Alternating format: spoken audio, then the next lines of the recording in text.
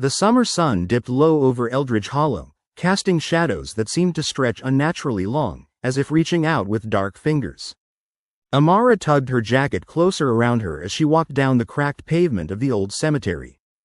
The locals had always spun tales about the place, claiming it was cursed. But Amara, with her skeptical heart and practical mind, had never believed them. She had come here seeking solace, needing somewhere quiet to gather her thoughts after the chaos of last month's events, her best friend Lydia's mysterious disappearance. They had been inseparable since childhood, a duo that fit together like puzzle pieces, but when Lydia vanished without a trace during one of their late-night adventures, everything changed. The police had searched, but there was little hope of finding her alive, layered beneath the veins of the complicated woods that swallowed so many unsuspecting souls. Determined to kick the sadness from her heart, Amara wandered deeper into the cemetery, her combat boots crunching on gravel and dried leaves. As dusk settled, the stones loomed around her, each bearing names of the dead, blunt reminders that everyone left this world. It wasn't supposed to feel this empty.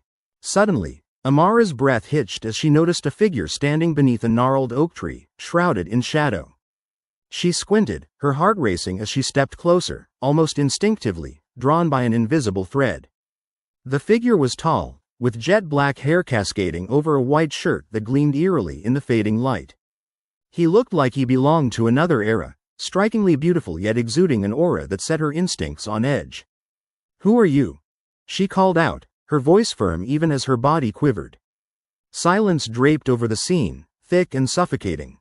The figure stepped forward, a crooked smile creeping across his lips. His eyes, deep and endless, glinted with a flicker of hunger that made her blood run cold. "I am Vincent," he said, his voice smooth like silk but laced with something darker. "And you've come to a place where the living fear to tread." A shiver raced down her spine as she raised her chin defiantly. "What do you mean? I've been watching you, Amara. You search for your friend, don't you? An admirable quest, I must say. But the truth is, she is here, somewhere within these shadows, lost, just as you fear you will be." "No." Amara shook her head, backing up a step. "You're lying. You don't want to believe me," he continued, stepping closer. "But what is left of her is intertwined with the eternal now, living on the edge of death, just like the rest of us who roam by moonlight. You could join her, you know. I can show you a life beyond the grave, together forever." Her mind raced as she processed his invitation, the darkness that lay beneath the beauty of his words. "You're a monster," she whispered, though it barely escaped her lips. Vincent chuckled softly, a sound that sent chills rippling through her. "And yet, I'm uniquely human. The vile and the righteous coalesce in every being. You can either succumb to the darkness, or you can embrace it." As night unfurled its wings, the cemetery was cast in a chilling spell that prickled the hairs on her arms. Amara felt the air grow thick with a heavy anticipation, like the seconds before a storm hit. "I'll find Lydia myself," she said, turning to flee. Shadows twisted around her, whispering secrets that she dared not contemplate. "Running only delays the inevitable, Amara," he called after her, his voice dripping with a honeyed malice. She sprinted through the gravestones, her heart racing. She could feel the weight of his gaze, a dark tether binding her to the place of her fears. Panic propelled her, racing through the dusk until she reached the iron gate, grasping the cold metal as if it were a lifeline.